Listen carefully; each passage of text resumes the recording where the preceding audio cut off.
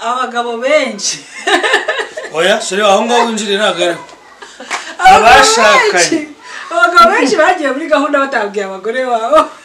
mubwira aba byabayeho cyangwa batabwiye abafiyanse babo dogeme kwa kingere ebyiri zari z'abagabo muri miliyari 7 zituye isi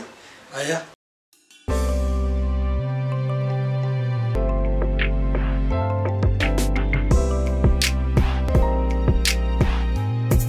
muraho tubahaye ikaze nanone ku Ijurito Family Show aho tuganira ibiganiro by'umuryango aho tuganira ibiganiro byacu byo kungurana ibitekerezo mu bijyanye no kugira imiryango myiza ariyo twita Ijurito. Murabibona twagarutse nka couple ni Vigile nanjye ni Dudu kubashyashya kuri channel yacu twongeye kubaha ikaze kandi twongeye kubashimira cyane uburyo mukomeje kudutera inkunga arabaza bakarayikinga bagasubscribinga umuntu abari gusharinga ariko cyane cyane abari kujya baduha ibitekerezo by'ibindi biganiro wumva bifuza ko tuganiraho twababwiye ko tutihagije experience yacu nubwo ari imyaka 10 n'ingahe ariko ntabwo ihagije so tuzatuganira ubutaha turimo kwisuganya ngo turebe n'uburyo tuzatuganira dutumire n'abandi bantu no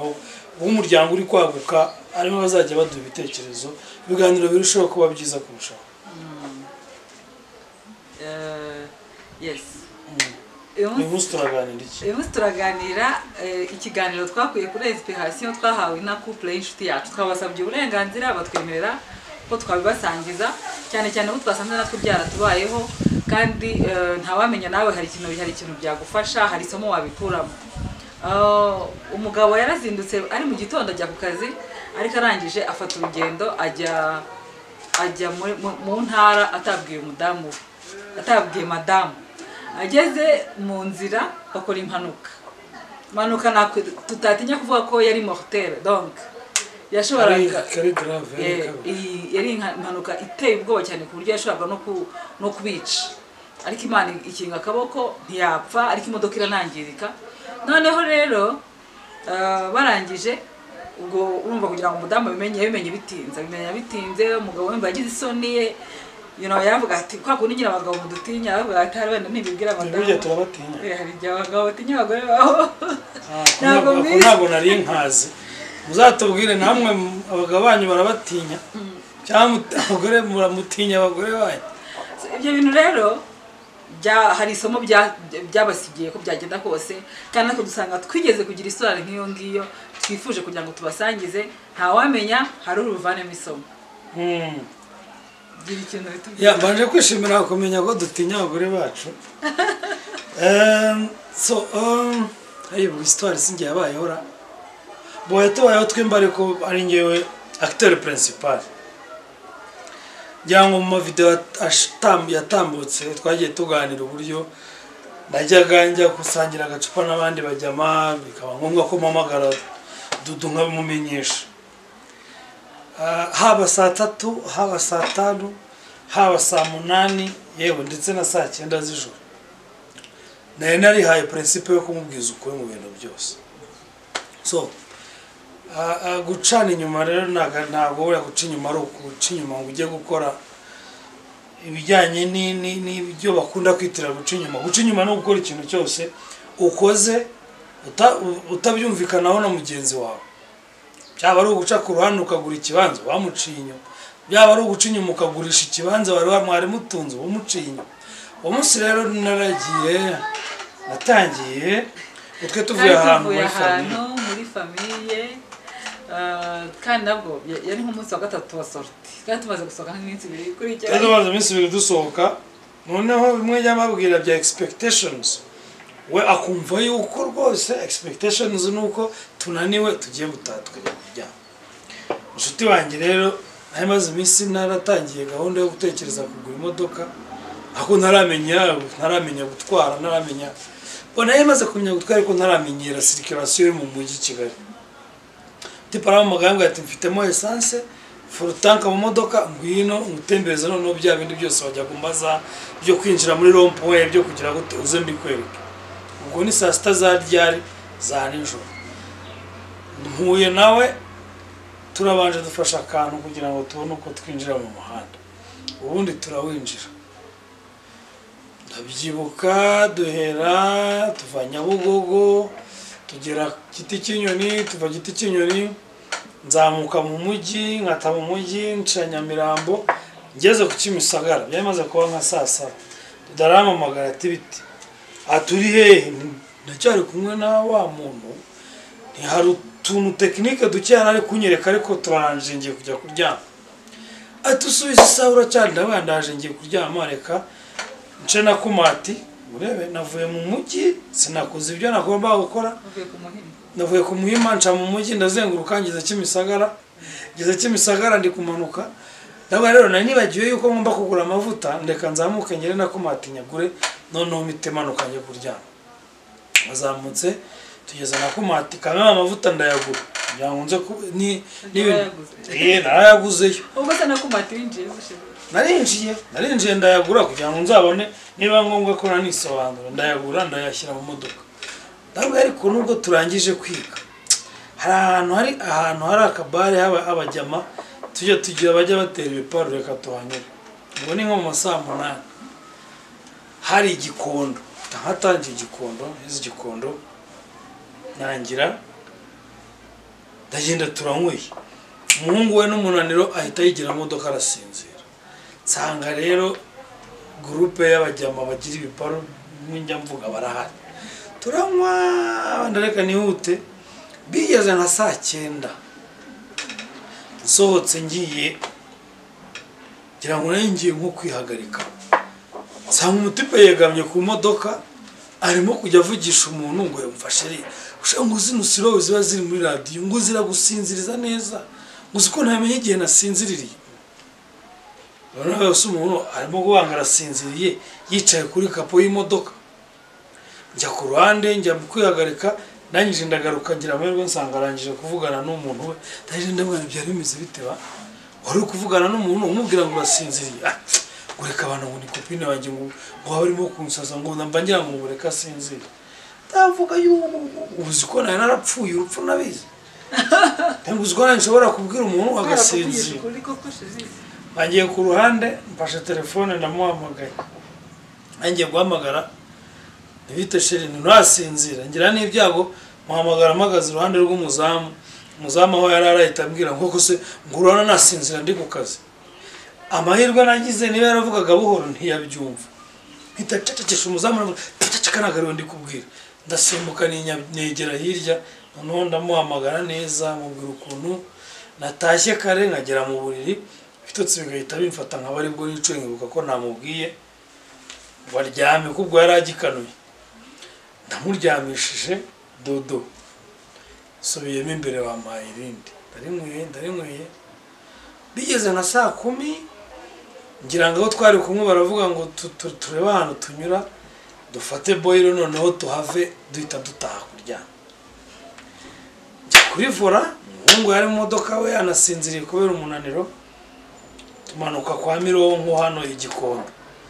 bari batarashyira dodani. Amakuru mfite nuko abo twari turi kumwe babonye imanutse nirukanka bampa inzira, bampaye inzira. Kandi yashije baraza barugamba bigiye kuri bora. Oya, narisanzwe ntwara ahubwo nari ntaratwara nanyweye ku buri gihundi natwaraga ari ku manywa, kandi nanyweye harimo n'umunani. So naramanutse, icyo ntibuka sinzi niba narafashe feri bikanga, sinzi niba narakase bikanga, icyo nzi cyo nuko nakangutse ninjiye mu rukuta rwo kwa Mironko. Abazi kwa Mironko, abazi igikondo umanutse urenze muri kaburimbo. Ungu banashyize ibintu, banashyize garde. Urenze dodane urukuta rwo kwa Mironko, kandi no rwari hejuru imbere mu gipangu harimo umukingo wa metero 2. Imodoka yarinjiye ifatwamo, yavanyemo na breakdown. So abaje rero ubwo tugarutse ku bijyanye n'ibyo kubeshya no gucana inyuma no kugira gute no kujya mu bintu aruko byose yo twababwiye umudamu akakwemerera biba byahawe umugisha. Se bidahawe umugisha aba bashobora kubamo ibibazo nk'ibyo. Ari byo byambayeho, ari byabaye kuri abo bantu yavugaga. Nyimara abantu baje birukanka babonye imodoka, babonye ivumbi ritumuka, basanze nifashe mu mutwe ngo ndi kuvuga ngo baba we ngo noneho dudu ndamubwira ngo iki. ba simbizi sinzi wa mugana ariko kwa mugana kudutinya abagore nazo naye mfite sinatekerezaga imodoka y'umusore w'abandi tugiye kujya gukoresha sinatekerezaga ni uretse ko naramaze kwibona ko nta kintu nabaye kamubwira kudutinya byo bundi abadamu nibyo ko arigiye wa mugani tubagiriraho amahane tugashaka kubabwira ngo mukore ibi ariko sheri uzarebe inshuro nyinshi abamama cyangwa se abakobwa cyangwa umukobwa ugukunda cyangwa umudamu ugukunda inshuro nyinshi yakugira inama cyangwa nawe usubiza amaso inyuma igihe twagiye tujya inama umunsi iyo umugabo agukunda akakugira inama abagabo ikibazo cyanyu ariko bakunda umurenge ntabwo mukunda kubwira umuntu ngo akora ibi niyo mubwiye nk'ikintu nakubwira ngo ndashaka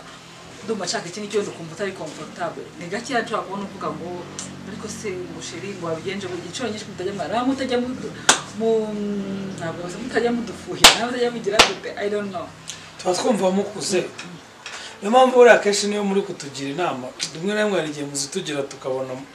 muri kurengera turi kubafata nk'abana twebwe turabareba tubaha freedom twakabe umuntu ni mukuru afite imyaka 33 yewe nawe afite 40 ni gutambaza ngo hagati ya verine y'umuhondo n'icyatsi ari sigiye byose azimuryohera niba uzi kuryohera ngewe ni nkubwira ndakubwira inyohera kasi nshaka gukora ibinyohera kurusha ukuryohera no sheri nta kimwe mudusuzugura imana ntagiye bihanira oya bon arakantu utavuze reka ngufata nk'urugero rw'uriya munsi bo twari tumaze iminsi urumva ko turi mu gihe cya fiançailles turi no hafi gukora mariage turi gusura amafamiye y'inshuti zacu kuko byari bisanzwe icyo gihe sinashobora gusinzira ntaramenya ko sheri yasinziriye fata telefone ndamuhamagara umuntu se ko hashize nk'iminota 30 atari yambwira ko yaryamye kandi yanyemereye ko agiye kuryama naye namwihanangirije ndamuhamagara sheri waryamye kuko navuga ubundi yagomba kumbwira ko agiye kuryama ntabwo ashobora kuryama atabimbwiye ati oya shana ntabwo ndaryama ndi mu mujyi nanyuze muri nakomati gatongeye kugura amafuta fose sheri ugiye kugura amafuta kandi ko twabonye kugiye kujya kuryama utagiye kwiga imodoka ngo nukumva kanyenga gato wanda batajya kuryama ubundi muri nature ya Virgile kuva twamenya bino mu bintu byatumye ntamuva iruhande yavugisha ibintu byose yambwiza gukuri yabaga ari kunywa akabyeri wamugani ntanabishaka kumeza mwana atahe yageze muri twa rwa sheri ndataha mukanya ikintu cyakurikiyeho ndavuga ko sheri nyamara ntabwo ari byo kuba utari wataha arwati data nta nimero ngo mavuta muri nakomati ni sawa ndangije mutanijya no mubura nyimaze kugera mu buriri n'agatutsi karantwaraho pe ku buryo nicyo gihe ampamagana nabaye nk'ukagutse ku wundi style niyo agatutsi kamfataga iyo nagezaga mu gicuku yuko ko ntavuganye na sheri imbere yo kuryama narakamukaga ubwo nyine nkamuhamagara ufukaze igihe cyose gaho gataravugana nubwo yabaga atararyama mwumva natwe twamera nka butyo kandi oya nagataha twifuza ko mera nkatwe none ampamagariye ubwo agatutsi kari kamaze kunywa ariko nari bukanguke style ahita ambwira ati sheri ati nturaryama nuko turavugana nkuko bimaze kubibabwira ambwira ko yaryamye nanjye ngira gute ndasinzira ikintu cyakurikiyeho mu gitondo natunguwe nuko mvuge cyangwa nawe ugiye kubivuga natunguwe nuko namuhamagaye ntanyitabe ndamubura kuri telefone bigeze kandi bafitanye gahunda yo kujya gusura indi famiye y'inshuti yacu yari ituye i Masaka tuvuga none se sheri byagenze gute yambenze araguhamagaye ndetse ndi muri sehashika ntabwo ampamagaye mu gitondo shira ampamagaye nka saa yine aguhamagaye mu masaha nyine mvuye gupimisha uriya mutipe kubera ko ariko urumva ngewe nagukonsideraga nk'umuntu uri sobre twagomba kuba twavuganye mu gitondo niyo mpamvu naguhamagaye mu gitondo ahubwo telefone yawe ntabwo yacagaho izumva nawe guhita nyicana yari yashizemo umuriro ahaye wari urimo nayizimisha nashaka kubanza gusobanukirwa ibintu bimbayeho ubwo rero birangije nka saa yine nibwo twabona ko se warobaye iki arama ndaza kukubwira none se turagenda hahandi ngo turagenda nuko saa sitangiraho umwaka byarana nawe murabyumva ukuntu yari ameze umuntu wamwe kugeza saa 10 za mu gitondo kandi n'undi twe twahereye zo saa ushira umva ikintu uhise uvuga jena n'umuntu wamwe kugeza saa 10 za mu gitondo cyane ari umuntu wakoze accident saa 10 za mu gitondo nicyo kibazo cyanyu ufashe inzoga nizo haye agaciro kandi nari mpfuye vuba aho bavuga ngo umuntu yangezeho saa sita ari umuntu warokotse impanuka iyo ahubwo wabunda gumaga no kushimira ko ntarokotse mu mutenge kuryama yarapfuye rero aho kutavuze ukuntu umusekirite yarakurashe usohoka mutipe yazanye bya bibunda bimwe barashisha imbogo ariko nanjye nari nkoza amakosa